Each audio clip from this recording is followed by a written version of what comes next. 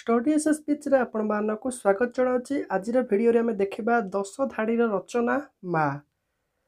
मो माँ को नाम डैश अटे। ये डैश जगह निज माँ को नाम लिख तांकर बयस एटी बयस लिख एतिक वर्ष अटे। से जड़े गृहिणी अटंती।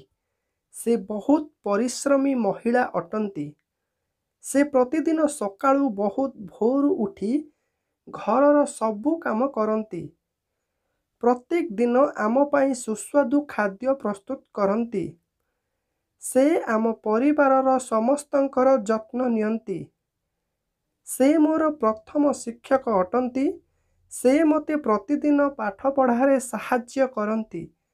मो माँ मते बहुत भल पाती एवं मु मो माँ को बहुत भल पाए। माँ को ऊपर प्रस्तुत यह रचना केमिति लगिला कमेंट बॉक्स रे जणाइबा सहित वीडियो भल लगी लाइक करंतु, चैनल नुआ करी आसी सब्सक्राइब कर दियंतु।